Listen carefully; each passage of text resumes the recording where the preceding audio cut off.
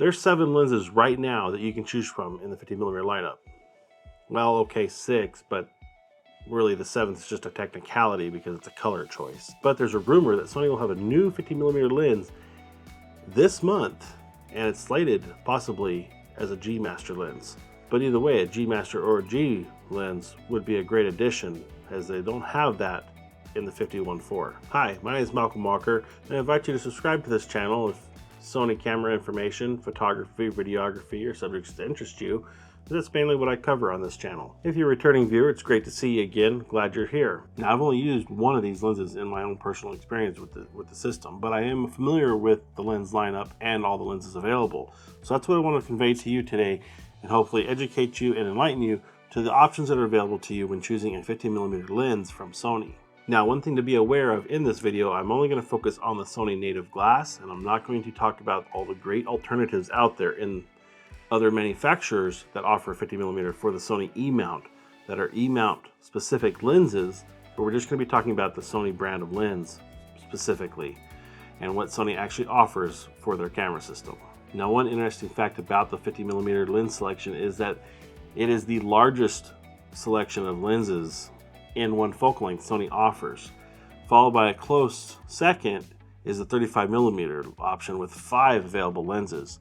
Right now, 50mm is 6, and that's looking to expand. When Sony first started making the E-mount cameras with the APS-C system, they made an APS-C 50mm lens, and that's going to start us out with our first choice, the SEL 50-1.8.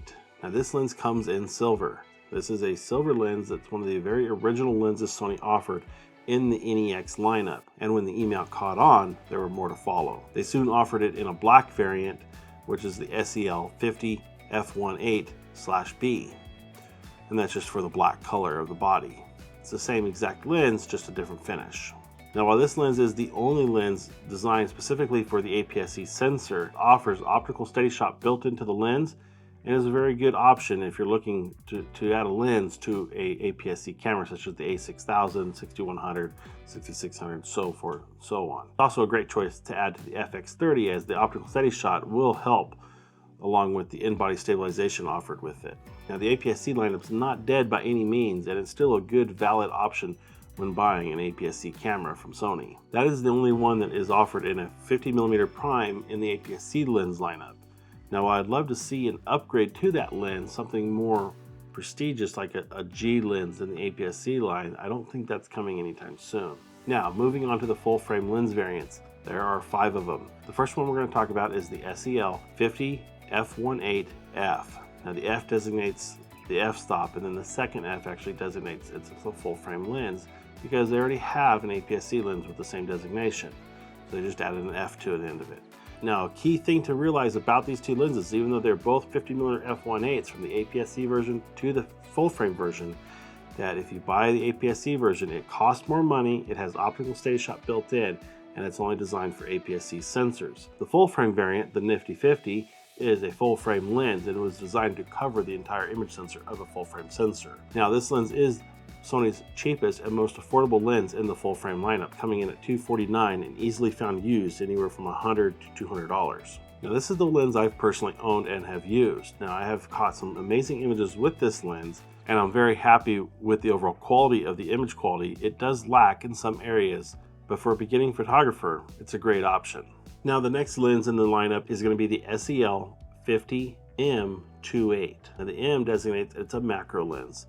This is a 50mm macro with a 1:1 magnification. Now, I haven't used this lens, but I would feel that to me it would be a great hybrid lens. Somebody who is to explore a lot more genre of photography, this lens offers many more functions and availability. One, it's 50mm is a great focal length for portrait work. It's also, because it's a macro, you can explore different levels of macro photography from flowers to bugs or insects, and really expand your horizons with photography with this lens and having just one good solid prime lens. Now, this lens comes in at $499. While the focusing system in it may be a little bit outdated, it is still a really good contender. All right, the next lens, and probably the newest lens in the lineup, is the SEL 50mm f2.5G. Now, the G designates in this lens that it is a G series lens. Now, if you're not familiar with what the G lens is, I definitely highly recommend you check out this video right here about the lens lineup hierarchy with Sony. One of the best things about this 50-2.5 lens is that it's a very compact lens. It features the aperture ring to give you that manual control of the iris or the aperture. One of 3 lenses Sony released alongside a 24mm and a 40mm lens in the same similar body. These came out with the A7C camera, giving you a more compact, easier to manage load when traveling or packing small. This is a great lens option for you if size and weight really matter. Following that lens, we're going to be stepping up our game a little bit. The next lens in the lineup is the SEL 50f1.4Z. Now the Z designates this as a Zeiss lens. Now this is a partnership lens with Sony. It's not a Zeiss lens brand. It's a Sony lens branded with a Zeiss logo. Now Sony was licensing the Zeiss logo with their cameras and lenses in the past, in the early years of their camera. It's a reputable brand. People recognized it, and they are actually really good quality glass. Now this lens is one of the first Sony lenses. These were the high-end lenses Sony first came out with. These are the f1.4 aperture, had the aperture control ring on them, and they're a really heavy-duty quality piece of glass in your hand. There's nothing cheap about these lenses. Now, if you're familiar with the 35 lineup, you'll know that they came out with a newer version of the 35-1.4 in a G Master. Now when Sony did that, they killed the value of the Sony Zeiss 35-1.4. So I caution you, if you're looking for a 50mm and you want to buy that 1.4 Zeiss, I'd hold off just a little bit right now because I have a feeling something's around the corner with this new rumor. And it may not be a good time to invest in a 50-1.4 Zeiss lens. Hold off on that because I have a feeling we're going to see a value drop in that lens like we did the 35. Sony did finally make a 50mm G Master lens. This is a SEL 50 f1.2 GM lens. The GM stands for the G Master lineup. The G Master lineup in the Sony lenses is the superior lens, the best of the best. The optics are capable of resoluting power of 100 megapixel cameras and are future-proof to go into the future with higher resolution cameras as Sony continues to develop the technology. We're currently at 61 megapixels with the R4 and R5. They formerly have the R2 and R3, as you see back there on my gimbal. Those are 42 megapixel cameras. These are where the G Master lenses really shine, is in that resoluting power. Not only are the build quality exceptional and the glass quality is very good, but the resoluting power for these high megapixel cameras is key. So if you find yourself with an R camera in your hand, I highly recommend you invest in the G Master series lens. Now, this brings us to a really good point about what I mentioned earlier about that 50mm Zeiss with the 1.4. I have a feeling that with the current rumor out that this month Sony's releasing a new 50mm 1.4 lens, it's most likely going to be the G Master replacement for the Zeiss lens. Since Sony's already got a 50mm G lens, I have a feeling we're going to see a G Master lens in this segment because we already have the 14, the 24, the 35, and they're saying in the rumor that the 50mm GM lens in the f1.4 will be a similar size to the 35. Now I personally love the size of my G Master 24mm that I'm currently filming on. Because of its compactness and the way it folds down in the bag, it is way easier to carry than the 35 Zeiss was, or how long the 50mm Zeiss is. They're a lot taller lenses. Now the 51.2 is again a big lens and it's much longer, but I have a feeling that they will fill that void that's missing in the 1.4 lineup. And when they do that, it's going to substantially hurt the value of the Zeiss lens. That's why I say it's not a good idea to buy the Zeiss right now. And I'd hate to invest $1,500 in that lens right now, only for Sony to turn around and make it worth $1,000, because I have a feeling if they do that 50 GM, it's going to land right next to the 35 GM in size and quality as well as price. Since 35s are generally more expensive than a 50mm, I expect the lens to be $12.99 to $13.99. So maybe a good deal in a couple weeks, maybe a month or two, to find a 50mm Zeiss if you're in the market for the f1.4 but don't want to spend the money for the G Master glass. I have a feeling it's going to be around for many years to come, and it's going to be a great option to buy for somebody who wants to save some money.